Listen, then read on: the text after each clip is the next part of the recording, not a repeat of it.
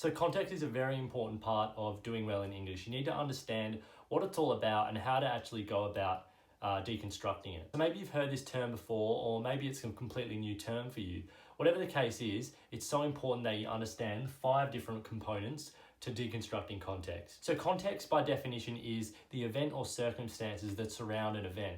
So in the case of English, it's the event or circumstances that surround the text or what the text is focusing on. Context is so important because it actually is the thing that shapes the text. We need to understand how what's going on in the world influences the creation of that text, and also how what's going on in the world changes the meaning that we give it. So you can remember the 5 different components of context by remembering the acronym CHIPS. When you're struggling to think about how context has helped shape a text, I want you to think of these 5 things, to think about how a certain feature or aspect of context is at play. So first we've got cultural. What sort of cultural beliefs, attitudes, practices were present at the time of the text? What was happening culturally around the time of that text production and also within that text? So historical, this one relates to time and what was happening throughout history. How did historical events shape the creation and meaning of the text? So for the third one, ideological, this relates to ideas that were present at the time. What were the dominant ways of thinking?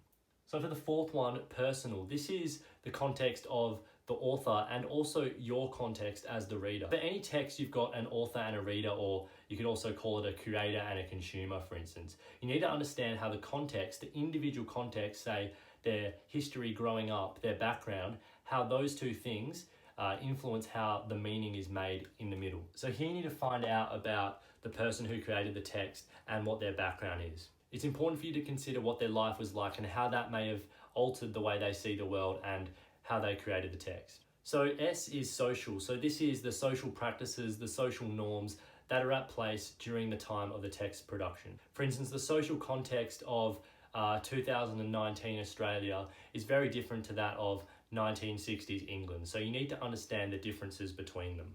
So there you have a quick and easy way to remember context and how to actually deconstruct the different parts of context when approaching a text. Hope this video has helped you out.